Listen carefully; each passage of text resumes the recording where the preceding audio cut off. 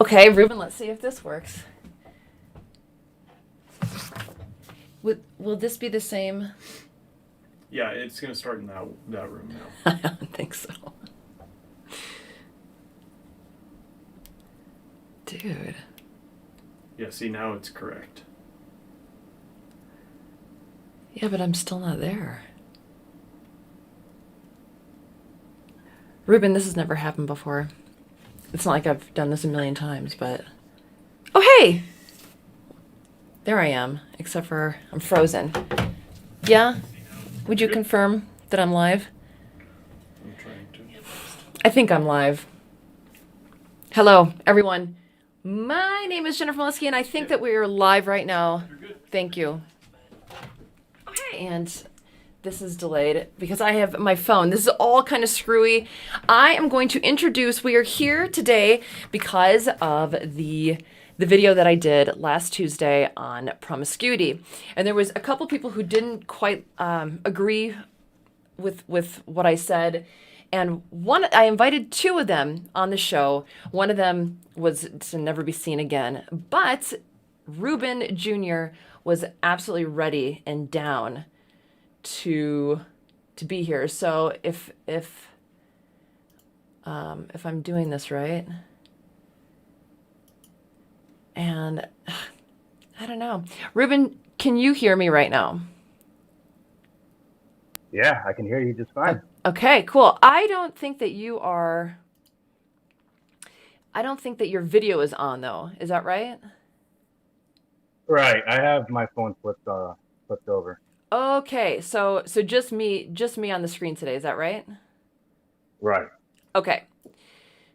So so sorry, everyone. You just have to stare at me. So Ruben was gracious enough to come onto the show and give his point of view, and we were talking about how we were going to start this off. I guess if you don't mind, Ruben, would you like to tell your position? Because when I emailed you, I said I would really like you to state your position at the beginning of the conversation because I don't know if I fully understand it, and even if I did, it'd be nice for everyone in chat to know where you stand. So are you pro-promiscuity? I'm more pro-choice. I'm not really pro-promiscuity because just the subject is so nuanced and just so complicated. Even the science is kind of like indeterminate about what is actually going on because this research is just recent. You know, it's not been done for hundreds or even 50 years.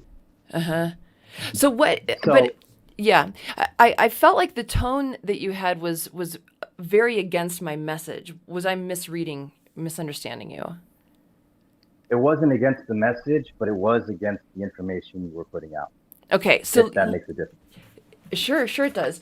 What was the information that I was saying that you don't really agree with?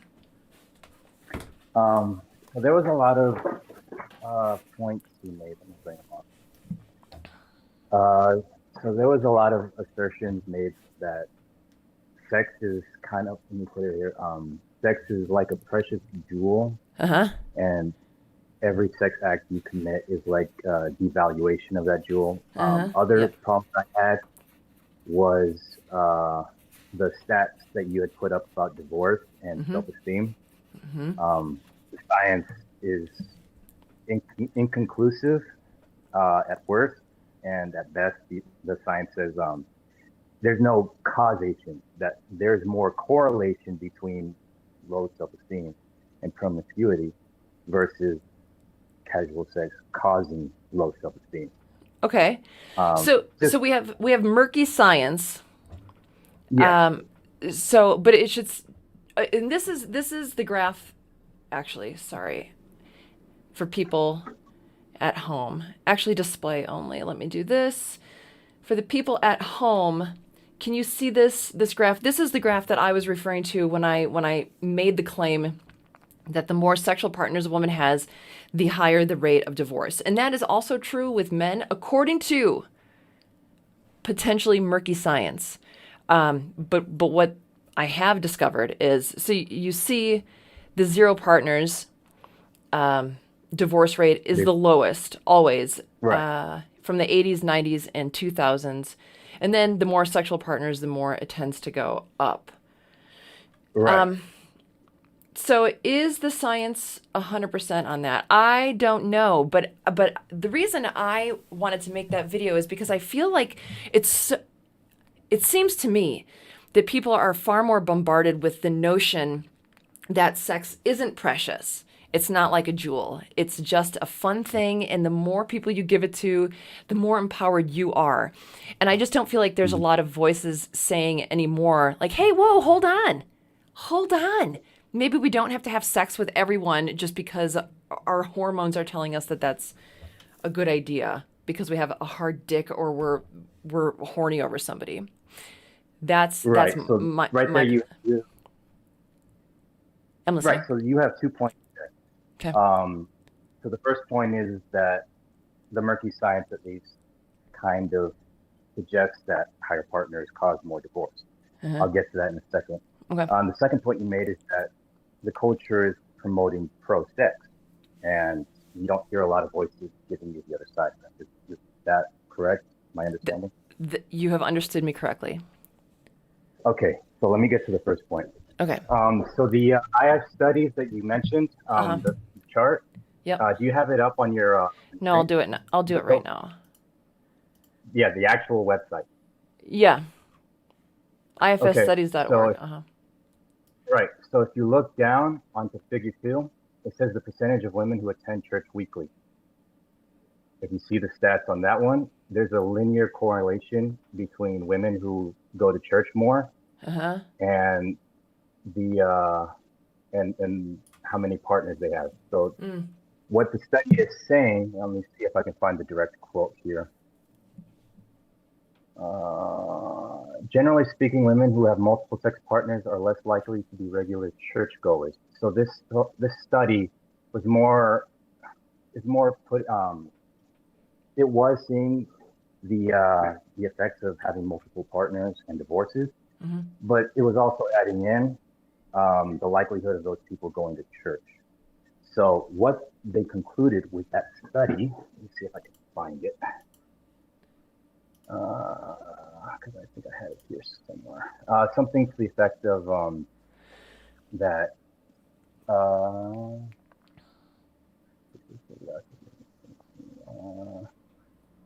Something to the effect of the reason that the people with lower sexual partners was for religious beliefs, right? So they had a more strict religious view over, whether it was okay to divorce or whether it was okay to have sexual partners. Okay. And the graph you showed, the first one, figure 1, it says 0 partners for premarital sex. So that is in line with that idea because people who are very religious do not participate in premarital sex. And it shows that those people tend to not have divorces. The next one over is 1 partner. So this is people who are still religious, but do have 1 partner for premarital sex. Now that partner is very likely to be the same partner they have that they married to. Are you following me? Yeah, a little. I'll ask clarifying questions when you're done. Okay, so the people who have had sex before marriage but still ended up marrying that person, the divorce rate is pretty much at a steady 17%. So for 0 partners, the average is about 7%. And for 1 partner for premarital sex, the average is 17%. That's a 10% increase. Okay. So what I'm getting at with this is that if you look over at 2 partners and 10, those are the highest rates of divorce. So let me see if I can. But okay, so but it still seems to me so what you're saying is this. What you're pointing out is that this study is talking about churchgoers too. Yes, but it's also talking. Okay, so maybe we could just talk about is there a tie of promiscuity with religion? how important Right. is God? Right. That's what a lot of studies have been kind of looking into. Well, Um, and so Ruben, I'm just gonna say with my YouTube channel, the idea, the point of it was to try to, oh God, I think that there are a lot of very good morals that religion and believing in a supreme being or the NAP or whatever grand natural law is very important and very good for society. But it's also not cool. It is not cool. It is not cool anymore to follow God. So I just thought, wow, if I could be somewhat of a normie and introduce these notions just as just for the heck of it, you know, to people, so but they don't see me as a nun. They don't see me as preaching religion. They see me as someone who is just a normal person in life, hoping that they would at least consider my words because it's not so scary, because it's not a religious tone. right. I think because the argument I was trying to get at, I was kind of muffling it. That was my fault because I'm not used to kind of debates. No, you're great. Online and everything. But what I was trying to get at is that having less premarital partners, even though you are religious, is not a guarantee that you won't get divorced. Of course not. I've seen with that stat, you know, people who had 0 partners before did have the lowest rate, but people who only had 1, even though they still were religious and still followed those rules of, you know, that person is going to be the person you marry, that's still not a guarantee that you won't be divorced. Nope, absolutely not. I'm totally with you. I absolutely agree. But why not do things that put you in an advantage to get what you want? Assuming that you would like to get married and assuming you don't want to get a divorce, what can I do to put myself in the best position possible? Is my thinking. Right. And that comes to more dating strategies, and it does more than, you know, casual. Just don't have casual sex. Wait, Like say that again? So that comes more towards dating strategy, right? Dating strategy. Okay. How are you putting yourself out there? How are you marketing yourself? More than just don't have premarital sex. Well, okay, but we could also say that how you date and how you market yourself has a lot to do with sex, because some people market themselves through being promiscuous. Some people market themselves by saying, I'm willing to be sexual. I'm willing to do whatever you want. And that's my strategy. Because she, the prude, she's not going to do that. And you want to be with me. And my thinking kind of goes back to what everyone, we emailed some questions back to each other just so we'd have an understanding of what we're going to talk about. And you asked me, what is your idea of valuable women to men, and where did you get that idea? So for me, I would think that, well, first of all, what is value? It was something that's valuable isn't found often. It's not everywhere. If you meet a famous person, you think it's pretty cool because none of your other friends have had that experience. So it's more valuable to you. You tell people that story. It's important. So I would say that a valuable woman, I wrote down some things because I like stoicism. I said stoic, nurturing, intellectual, attractive. And I also put like pined over because the valuable thing. And if a woman is all that, okay, and she has spent her time cultivating herself and she is all that, everyone knows it.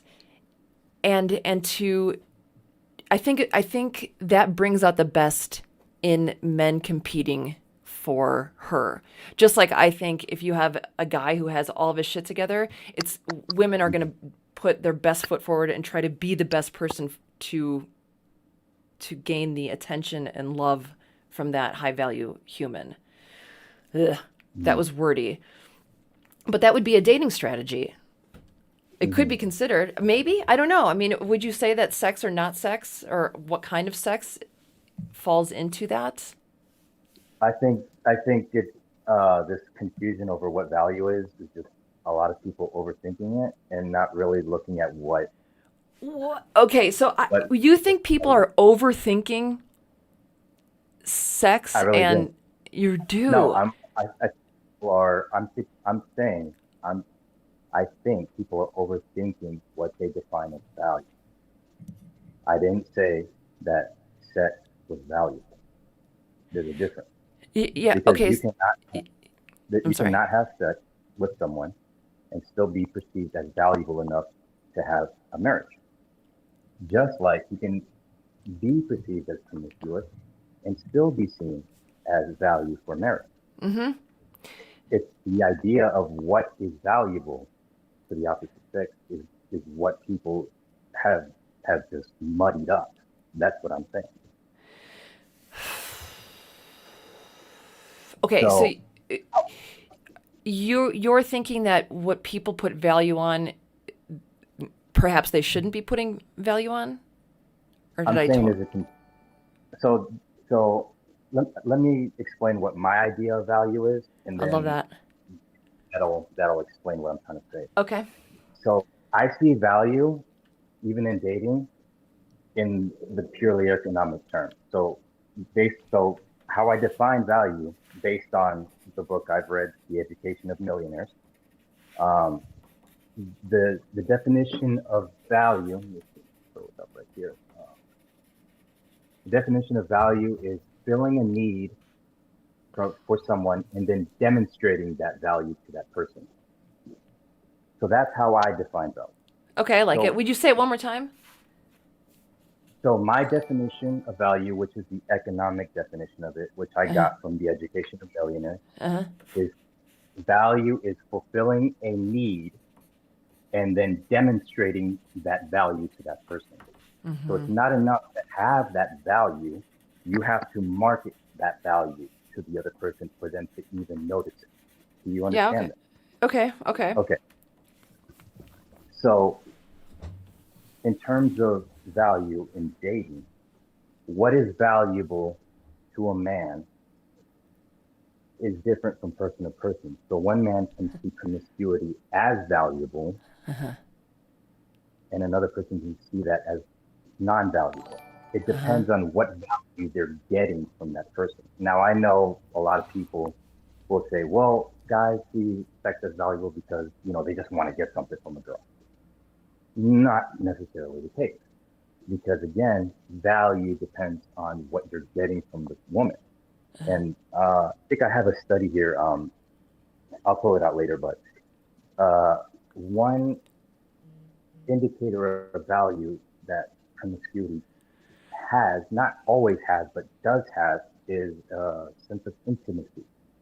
So when a guy is approaching a girl looking for sex, he's not always seeing value as just have sex. He's seeing value as the journey to sex, the intimacy, the conversation, the connection, Okay. the things you share in common or whatnot. All that Potentially is, the things that lead up to a potential yes, intimate relationship. yes. Okay. It's just the difference between that kind of dating and the traditional form of dating is that buildup does not lead to a long-term commitment. So it's more like a series of mini commitments to different people. You see what I'm saying? And that's what they derive value from. Okay, wait. So you're saying that. So I heard you say that men, when they approach a woman for sex, it's not just the sex; it's all the things that lead up to it. It But can be, but yeah. but that's okay. I can see that. But where does the problem come in from my angle of maybe appreciating that before before sleeping with someone? Uh, the problem I had wasn't with the advice; it was with the arbitrary time limit. Um, so when Oh, you were asked, when you okay. said when you said the probation period, right? Oh The yeah, for the 90-day 90 days probation. for Ford Motor Company is what is. I'm saying if people Right. if people are waiting because they know that people can change and show their true colors in 90 days at a job, I'm saying maybe it's not such a bad idea that we apply that in one of our most personal and intimate Right. You're talking about honest signals. I'm talking about. So you're talking about honest signals, right? So there's certain things that people can't fake, right? So what I'm guessing is the reason that the time limit came to play is so that there was more time to see if the men had those honest signals that they were ready for commitment. The problem with that is that the time limit is just some arbitrary number that somebody made up. And I concede to that. Absolutely. I'm saying just wait longer than Right, but here's where the problem comes in. What is the purpose of waiting? Not saying that waiting is wrong. I am not saying that at all. Mm-hmm. I'm saying, what is it supposed to do? What is the function of a time limit? Okay, here's what I would say. I would say most people listening have met an acquaintance, non-sexual, right?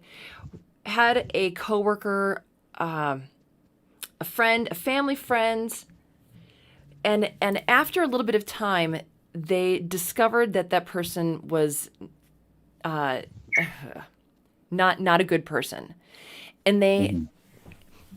and when in my life when that has happened to me, I'm like, man, I'm kind of bummed that I spent time with them, but I'm happy that I would say that I'd be happy I didn't have sex with them, because it's, maybe this is just for women, and maybe I'll just speak for myself, but it is so private and so intimate and so important and so special that if I found out that someone was not great or didn't have good integrity or was lazy or anything, that we weren't a good match, I would feel pretty gross. Okay, so here's my question to you. Okay. Was it the time that you made him wait that gave you the ability to see that he was a bad person, or was it your ability to find honest signals in him that caused you to see the bad things in him? No, and I actually kind of want to retract a little bit, because it's not very fair to say that just because you decide to not be with someone is because they're a bad person. But people reveal themselves organically, and when people do wait and they focus on the conversation and doing things together and all the things that compose much of life, they're not distracted by sex. And I think too often people have a sexual partner and they really enjoy the sex. And then they build a relationship and sometimes a marriage around that, where the important parts, the key actual parts that create intimacy and longevity weren't there and aren't there. And then eventually they're like, you know what? When I think about it, that always annoyed me. And she was always selfish. And I just pushed it aside because the sex was so good. And I think that is a potential negative effect of fast sex. Right, but is that caused from fast sex, or is that caused from that person's internal belief? Well, I would say it could potentially be caused from fast sex. Based on what I said, if the sex is good, or if you're finally getting some, and you also said that sex is really intimate, and it really is, and there's all these chemicals and hormones that are released that are going to bond you and make you a little bit more blind. So I don't think it's a belief system that wait, how did you exactly ask that? Is it the waiting? So it's kind of like your ability to see a road sign versus just waiting long enough. That wasn't a good one. I'm sorry. Can you speak a little more articulately? Because sometimes I can't hear you very well, and my apologies. Oh, okay. So I'm questioning just having a time limit. So is having a time limit going to weed out those bad guys, or is it your ability to see the honest signals that the guy is giving you that's going Oh, to filter well, out that. maybe the time provides the ability to see the person, the signals. I mean, Hmm. the more But time, the more communication is allowed, I would say. right, but then when you're giving that advice to other people, Uh-huh. what's important? Is is it more important to just give them an arbitrary time limit, or is it more important to show people how to find those honest signals? Oh, I think both. You know, I mean, I I guess I think to tell people to help people spot mhm. someone that Is wouldn't this be a great for a relationship, and then spending the time to do the mhm. spotting. But you know, so you're having a hard time with this arbitrary number. So what would your advice be? Should people have? Would it be a benefit if people were less? If they saw sex as not special, would that be a benefit to relationships, couples, the world, youth? that's kind of impossible. And I'll explain why that's kind of impossible. Okay. Because a group of scientists, I'm just going to detour for like a second. Okay. A group of scientists started working on these voles, I think. It's like these hamster-like creatures. So they had two different species of hamsters. One hamster was monogamous, while the other hamster was promiscuous. So what they tried to find out was whether there was some sort of monogamy gene, and they found that in those hamsters. So what they did was they created a virus that had the genome for monogamy in it, and they gave it to promiscuous hamsters. What they found was two things. The hamsters that were promiscuous turned monogamous. And as a result of that, they did an extra experiment. That extra experiment started with giving those hamsters amphetamine. So they gave them an addictive drug, which is a lesser form of cocaine. And then they added the virus to them. And what they found was that those hamsters that were addicted to amphetamine preferred those pair bonding monogamous moments with their partner more than amphetamine. Are you following me? Yeah, I think so. Okay, so what does that mean? Pair bonding is very like being on an addictive drug. And the thing is that they found similar genes in humans. So the thing is that I'm trying to say is that monogamy and promiscuity are genetic, sort of. They cause you to produce more brain receptors that soak in those good feelings. And some Is people this have different variations on that drug. okay? I'm sorry? And that was a study. That was a study. Is this more murky science, or do you feel like this is very concrete and kind of spells everything we should know, at least for this conversation? Uh, I'm not sure if it's murky science because it was on National Geographic. There have been multiple studies Okay, with the same species. So got it. it's the basic thing I'm trying to say is that monogamy and promiscuity are very likely to be on the genetic level. Okay. So some people really respond to having one partner, others really respond to having multiple partners. Hmm. And to say that people should not be promiscuous or people should be monogamous is completely missing the point, because it's kind of like being I don't like saying this, but it's kind of like being gay Uh-huh. in that you can't just tell somebody not to be gay. Uh-huh. Yeah, they won't. So Okay, that's great. That's and I agree. You can't say, "Hey, stop being gay," and they'll be like, "Oh, shit, that was right. I just got confused." Yeah. Yeah, I see that. I still am having a hard time with, because like you just said, if you, and let's go off of this promiscuous or monogamous gene, okay? Because I don't know anything about that, so I'm just going to grant you that that's all accurate. Would and you said that you can't really sway people outside of their DNA. So would my message be harmful or irresponsible if it's going to fall on deaf ears to the people that it's not resonating with anyway, biologically?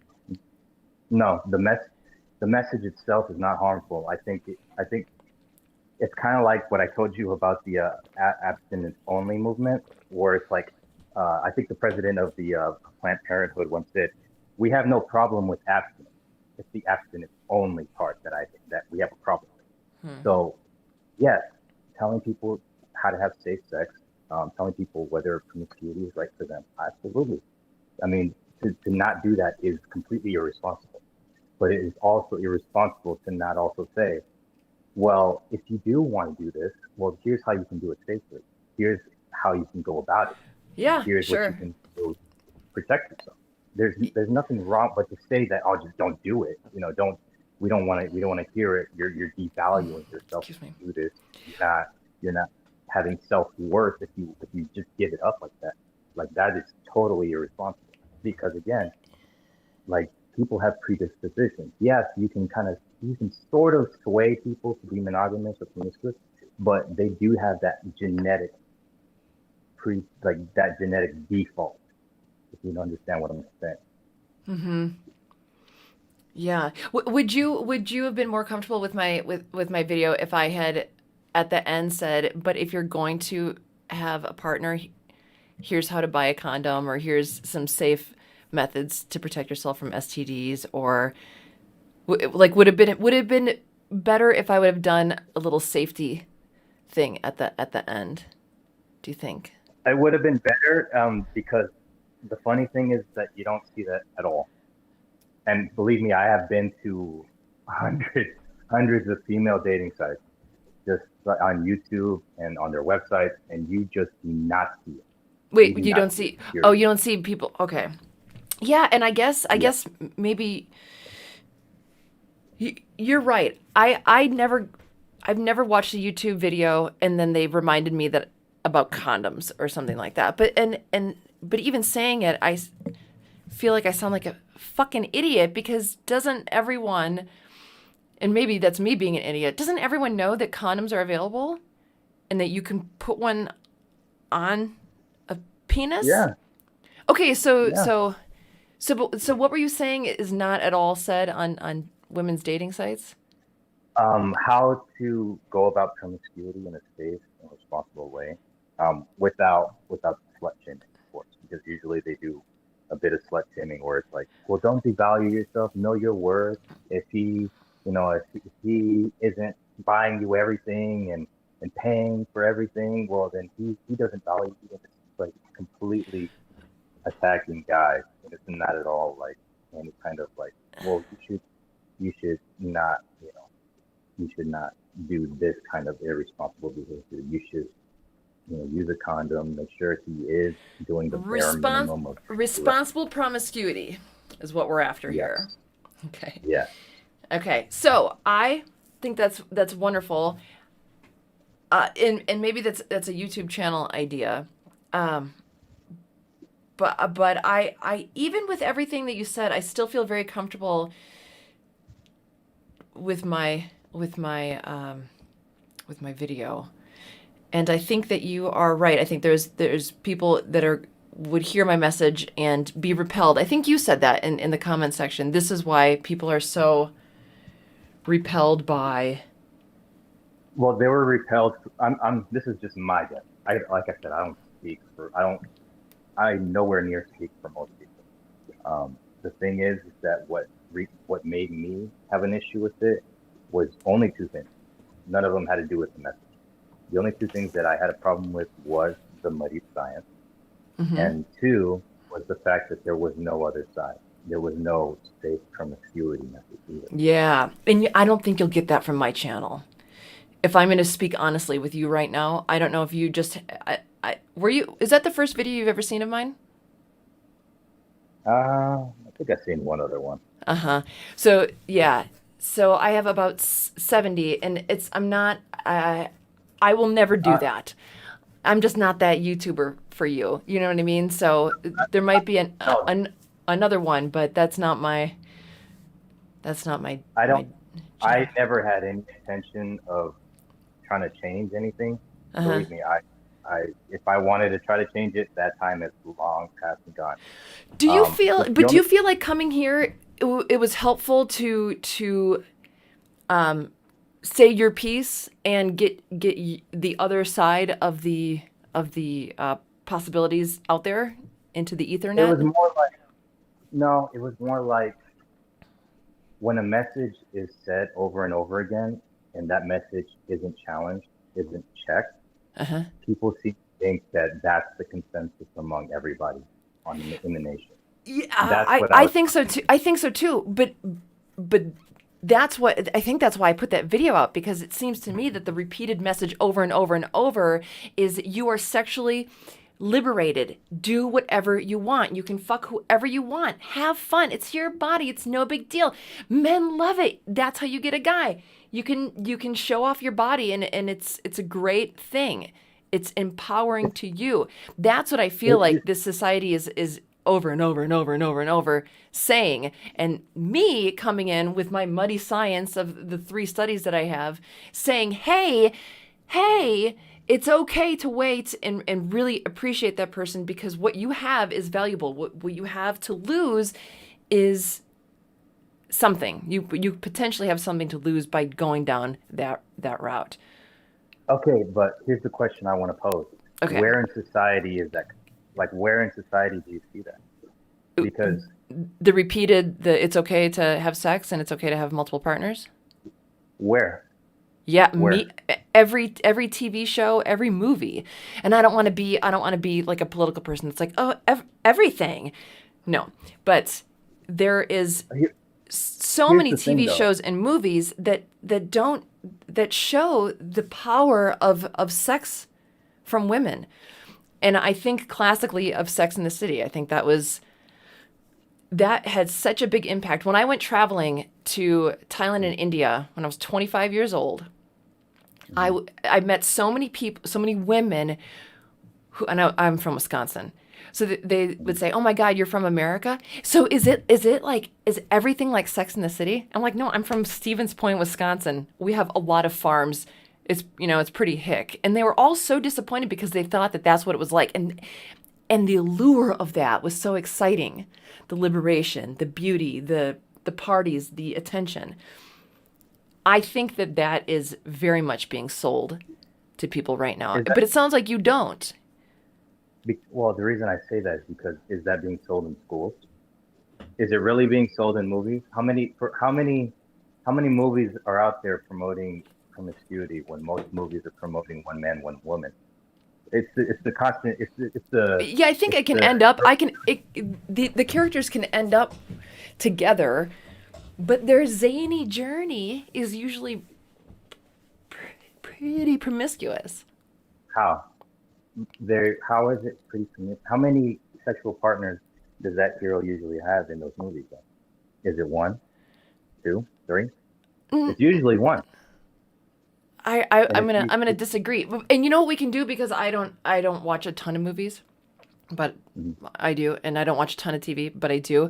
How about I'll do some example TV shows, or if anyone else has any example TV shows where Ruben is correct, that media is really pushing that promiscuity is no good, and to one man, one woman, forever and ever, amen, or that they're pushing the promiscuous thing.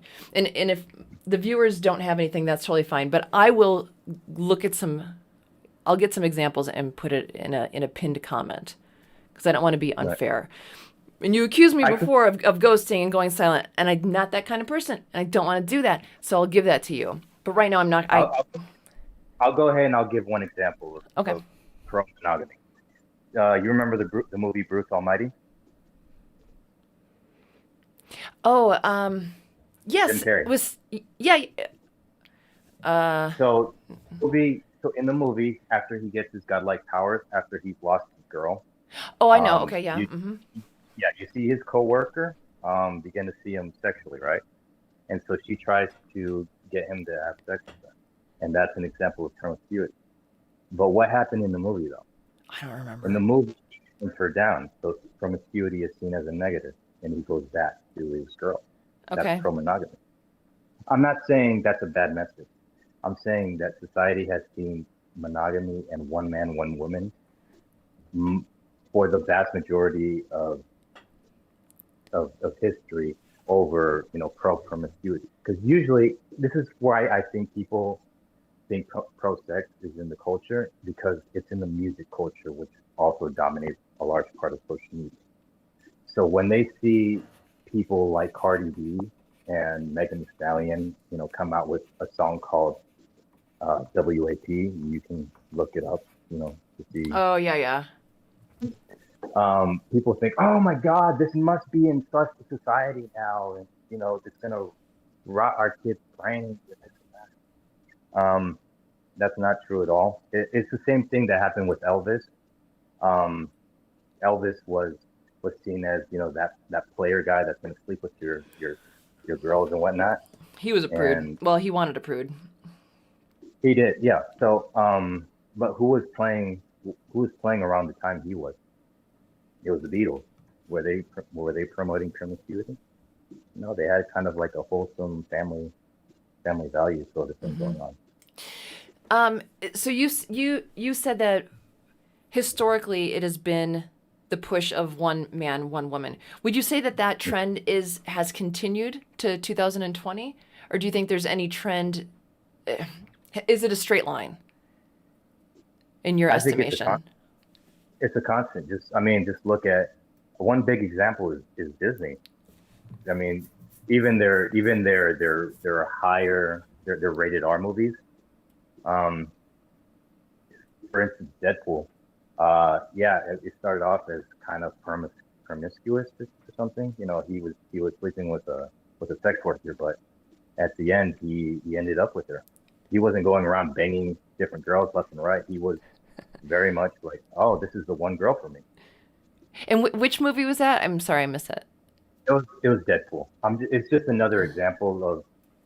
It's not an example of, oh, people are pushing monogamy on us and they need to stop. It's like, no, it's like monogamy has been the status quo, and what you see now is more of an acceptance of both sides. That's why you see the movie. That's why, like the example you gave of that girl going to a different state to have an abortion. It's like, that was one movie that came out just a few months ago that was on Netflix. Yeah, and that's kind of the reason why I asked is, do you think that it's a straight line since the 50s with the promotion of families and the nuclear family? Do you think that is just as promoted now? It was because I don't. It's promoted about the same. It's just that you're seeing. It's kind of like the internet. The angry people have always been there, but now you're just hearing more of it. Sure. So promiscuity was always in the background. It's just now you're hearing more of it, and that's what I think people. That's why I think people think that society is now pro-sex. It's not pro-sex. It's just you're hearing about it more, but it's always been in the background. Yeah, I tend to think that promiscuity and sexualization is really pushed on the youth in particular. But that is my opinion. Ruben, I have a question for you. It goes like this. Do you have any more questions for me? Because I was thinking about going to the chat to see if anyone had a question for either one of us. What do you think about that idea? The questions I had for you, I think they were all answered. Let me see if I can, because I only had 3 questions for you. Right? It was, what is your idea of a valuable woman to men, and where did you get that idea? You discussed that men perceive women without this value as less valuable for marriage. Is this perceived value from men accurate, and do you think it should matter for women? I don't know if the perceived value is accurate, but I think that men do hold. I don't think men appreciate a promiscuous partner. I think they want to fuck promiscuous people sometimes, but I think at the end,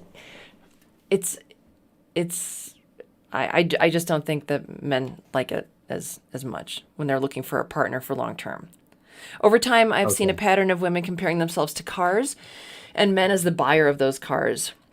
Do you believe that is accurate, or do you still think the Jewel example is better? Better. I mean, I like my example because I came up with it, but fine, I'll take the car one. I mean, I think that's fine. But I think also everyone is kind of a car, and everyone's on display and showing their inner mechanisms and what the upholstery looks like, and you know, and that's Right. that's the market, the dating market, the marriage market. That's my opinion. So I wanted to know if that was true. If guys really don't see women as desirable for marriage if they're promiscuous. I have here. There was I think there's study just on it. a million different dudes, but I would say this: I don't think a man would think negatively about a woman who hadn't had sex with tons of men. I don't think that would ever be a negative. Well, yeah, I mean, Would it be a negative I, to you? Like if you met a woman and she was pretty and charming and nurturing and fun and funny, but you found out that she'd only had sex with one person or zero, would that be a turnoff to you? but then it goes back to the definition of value. Is she fulfilling No, a no, no, need? for you. You. Would But that I'm be a saying, turn? is she fulfilling? Because that's the thing. Like, it doesn't always have to be sexual. It can be more um, internal value. It doesn't always have to be sexual. Of course, No, I know, you want someone but of that. course, but I'm curious about you. Would Okay, that be a turnoff if you met a woman who checked all the boxes, but she happened to be a virgin? it would be. It wouldn't be a deal breaker, but it would Okay. be like it'd be like, okay, so are you curious, or do you know, like, are you just gonna lay there for me, or are you just, you expect me to do everything? It's kind of like, is it Okay, gonna so be maybe this is I'm wondering about this because it seems like a lot of people are really wanting to have sex to see if they're compatible. So are you worried Mhm. that a virgin would just be a bad sexual partner and that is a potential turnoff for you? Yes, and there is a study that backs it, and I have it. Okay, wait. Um, Uh, okay, what does the study say?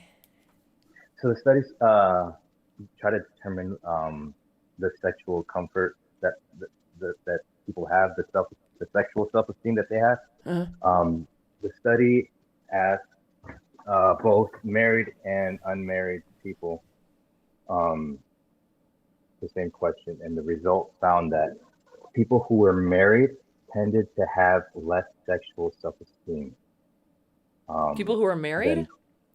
Yes, and one reason they were citing was um, that they didn't feel that they were able to consistently uh, keep their partner pleasures. But I have the quote right here. If But I wait, you said married to a Yeah, virgin? Is that the study? no. So the study Okay, is well then, trying to determine whether people who who were already married, whether they had sexual, like, if they could satisfy their partners, if they felt comfortable or confident that they could satisfy their partner. The study said that people who were married didn't feel as confident in their ability to satisfy their partners as did versus the people who weren't married. Um, so what oh, I'm trying to with well, that, that's what I'm trying interesting. Yeah, okay, I'm sorry. I'm being an asshole. I'm interrupting. I'm so sorry. right. So what I'm trying to say with that is that, yeah, you could try to be a virgin, but you're not. Satisfaction is still a key important part of the relationship. And as Yeah. that study says, people who are married can still be miserable because they're not satisfying their partner. And so, the general message is, people can. One reason people can use casual sex is to develop that skill to be able to satisfy a partner if they decide to be with that partner long term. It's not like not having casual sex will automatically make you a sexual master. You know what I'm saying? Yeah, but uh,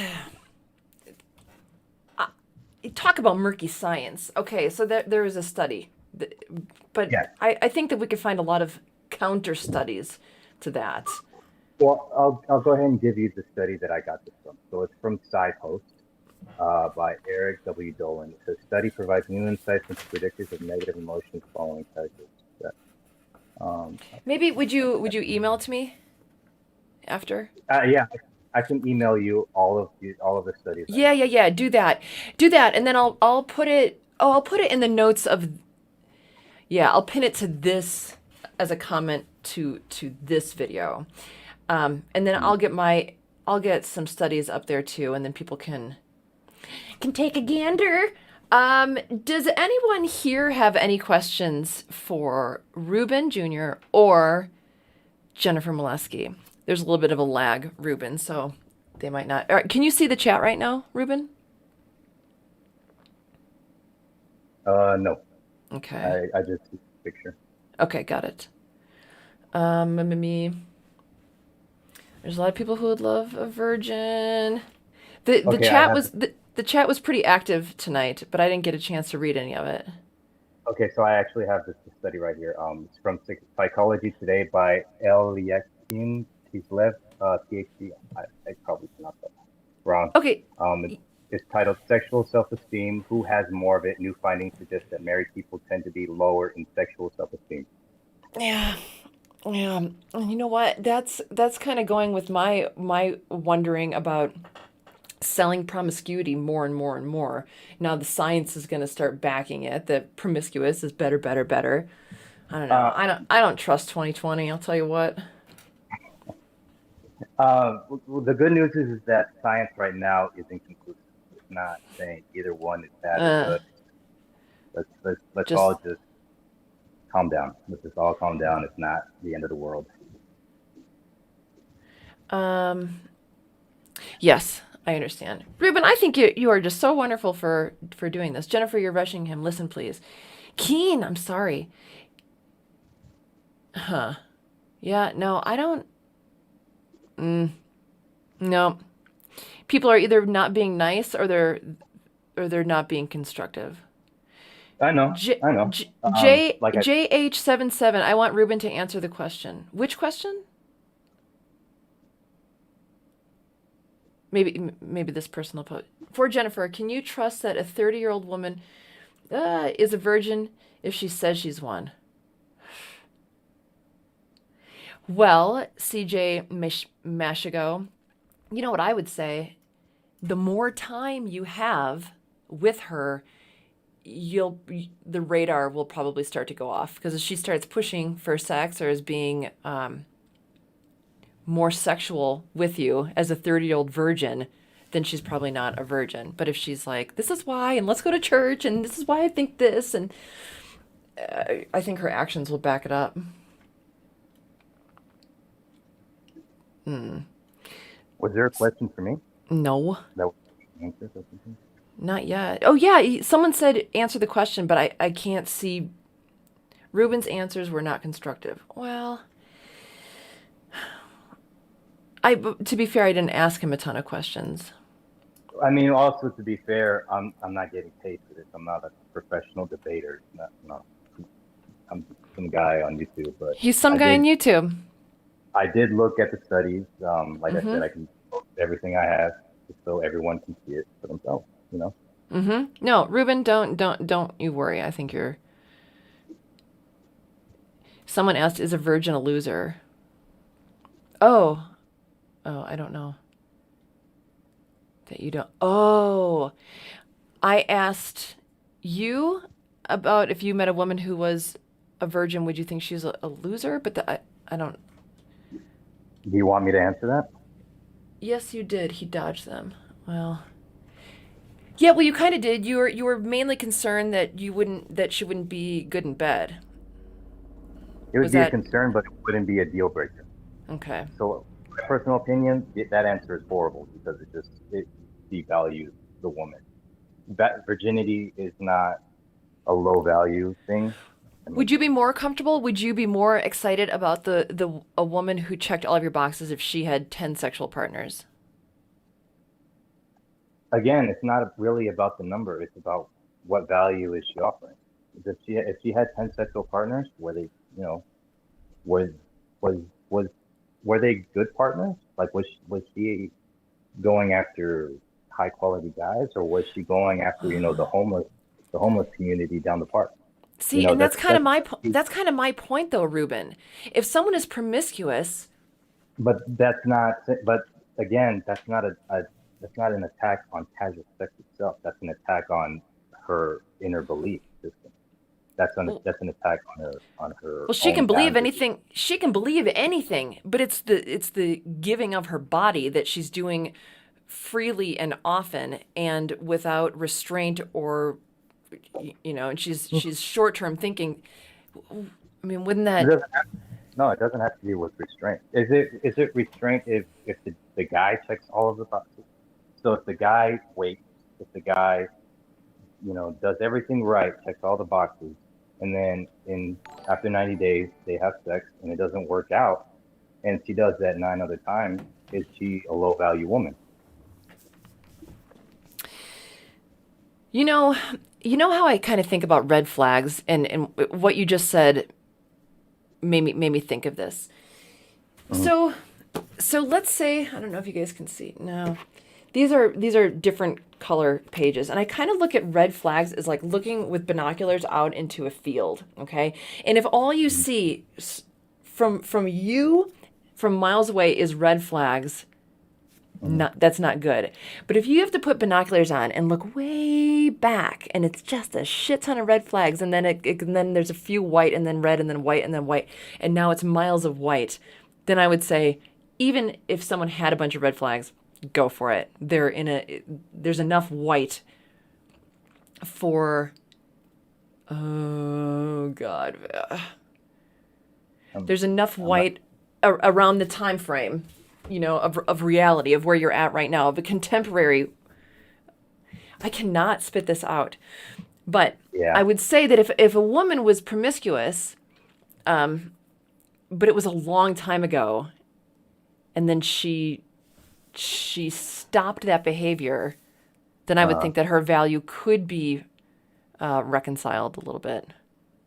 That's exactly what I was talking about when it came to people who used to be promiscuous and then they were reformed, or for whatever reason they said they're ready for a long-term commitment. I think it was most guys viewed it negatively, but a significant portion of men either didn't mind or actually preferred a woman that had more sexual partners. Mm-hmm. So it's like and that was a very conservative estimate of how many guys would actually prefer a woman with more sexual partners.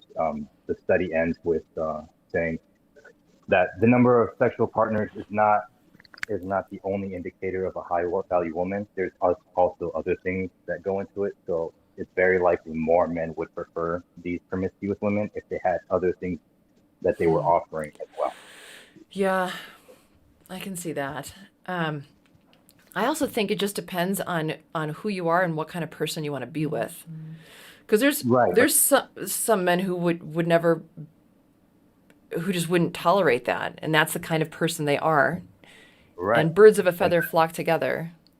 Right. And that's what I've been trying to say the whole time. It's not casual sex in and of itself. It's the person that you're talking to. It's deeper than that. It's not like, oh, they've had 10 sexual partners, now they're low value. It's like, no, who are they as a person? Is it who they are as a person that makes them low value? Yeah. Or is it an arbitrary number? So promiscuous, demonstrating or implying an undiscriminating or unselective approach, indiscriminate or casual. And that's what I really want to, for me, that's promiscuous, and it's indiscriminate. And if someone is indiscriminately spreading their legs, I don't know how, it would be very hard for me to think that they even value themselves. Right, but that wasn't the argument, though. That's because you and I both agree on that indiscriminate part. Yeah. Indiscriminate does tend to have there's problems with that. However, going around sleeping with people indiscriminately with standards, Mm-hmm. that's a different topic of discussion. Potentially, yeah. And how long does Mhm. it take to know that someone is high value? That's the question. It's not a matter of time. It's a matter of your ability to detect those high value, uh, things about the person, those attributes. Perhaps. So I would like to ask everyone in the chat if you think how I hate to say the word prude, but if you have low numbers and you're really picky and you don't have a lot of sex, or promiscuous people, which is the better lane to go, would you say? Would you say one is the lesser virgin or low count numbers, or two, being promiscuous is the way to go? And everyone can have a little vote. J. Anthony 144 did a super chat, and his question is, Ruben, are you average looking? Is that why your preferred value so low? Ruben, are you average looking? Is that why your preferred value is so low? I am the ugliest person in the world. I have no problem with it, and I still go out and I talk to women because that's what I got to do. Uh-huh. You consider yourself ugly? Really? It was a joke. Okay. Okay, got it. I'm not taking the question seriously. Okay, got it. A Cyclone Steve did a super chat. How do you discover someone is indiscriminate? Was that a question for me? If they want to fuck you right away. Kinda, right? I mean, that's what I would say. I'm not a man, but I think it's really unattractive when someone wants to get to it right away. If I can put in my, my. Sure. What's yours? Indiscriminate is like you just go up, say hi, and she says, "I want to sleep with you tonight." That's indiscriminate to me. But if you go up, you introduce yourself, and you guys talk for like half an hour, and then the topic of sex starts coming up. Wait, sorry, wait. Are you saying? Oh, okay, I'm sorry. I think I'm misunderstanding you. Is 30 minutes long enough to know if someone is high value or not? I'm saying that it's not a determinant if they're high value, but the way they go about those 30 minutes, it's not like, oh yeah, let's go have sex right now. It's like, okay, but is 30 minutes enough? Is 30 minutes enough time if you spend it wisely and you communicate and whatnot? If you spend it wisely, you communicate, and you ask hard questions, and they're still down for it. I say that's a better indicator that they're more responsive.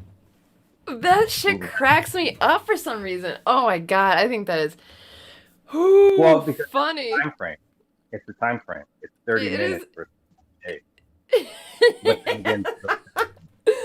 Oh, Ruben, that's funny. I think you're great, and I'm not laughing at you. That struck me. It was an extreme example. Stuff like that tends not to happen. It usually takes a long time. Like hours. Yeah. Oh my god, the hours it takes. Yeah, because you know the person next to you. But the thing is that I'm saying if they're down to do it that fast, but they ask the hard questions, they do have those high standards where they're like, okay, well, who are you? Oh, you're this person. Oh, yeah. You have these intentions. Oh, you have this experience. They ask. It's kind of like you said, it's like a job interview. Mm-hmm. It's the difference between some person that comes in and applies for a job versus another person that qualifies for the job or overqualifies for the job. And then there's already an agreement that, yeah, you're a top candidate, right? Yeah. It doesn't mean you have the job. It just means, okay, they're down for it, but the way that they went about it says that they're cautious. They're still cautious even though they're down for it. Yeah. I hear you. I hear what you were saying. I hear what you were saying. 30 minutes, right? I got it. Oh, that was good. That was fun. Thank you. Does anyone else have any questions? Does anyone else? Wasn't this nice of Ruben to come on? Wasn't this very nice? Just some dude in a comment section, right? Given his time. He's not getting paid for this. Yep, it's good. Terribles. You know what? I don't think there's going to be any questions. Ruben, I don't think there's yeah. But I want to say I'm gonna end the stream and then I'll stay on with you for a second if you don't mind. But I want to tell everyone thank you so much. My cat eats plastic. There's a plastic bag, and she'll eat all of the plastic. It's super gross. She loves it. But I want to thank everyone for joining us. I want to thank Ruben Jr. Especially for deciding that he was going to spend an hour with us on his Sunday night off. So thank you so much, Ruben. And everyone, I'll see you. Tuesday, I'll have a new video, and then Friday we'll go live. What do you think about that, everyone? Okay. Be well. Goodbye, everyone.